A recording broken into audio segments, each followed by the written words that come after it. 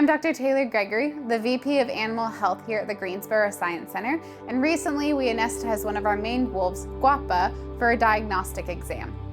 For some of our animals here at the Greensboro Science Center, they are much more comfortable if we start their anesthesia process up where they live. So for Guapa, we're able to inject her with an anesthetic up in her blockhouse and then transport her down to the hospital with our veterinary van. From there, we move her into treatment and get started with our procedure.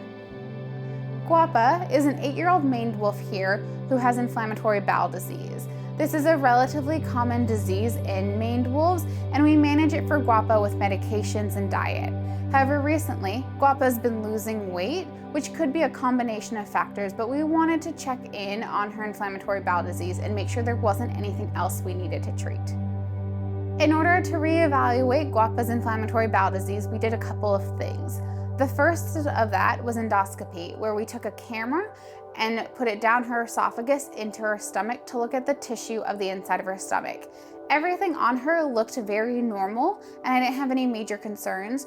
So with that camera, we also were able to take small biopsy samples or small pieces of tissue that we're sending out for a microscopic review by a pathologist.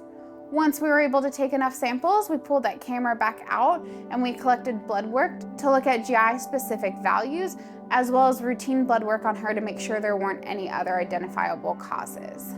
While she was under anesthesia, we did update her vaccines and give her an overall thorough physical exam to make sure there wasn't anything else that we needed to address. We take a look at her eyes, we take a look in her ears, we put all of her legs through range of motion to make sure they're moving appropriately, we palpate her stomach, we look at her fur and her skin. We'll also take a look in her mouth and look at her teeth. As part of a thorough physical exam, especially for Guapa with her history of weight loss, we got a weight here in the hospital, which was 21.8 kgs, which is a little bit less than we would like her to weigh. Once we were done with the exam, we were ready to wake Guapa up.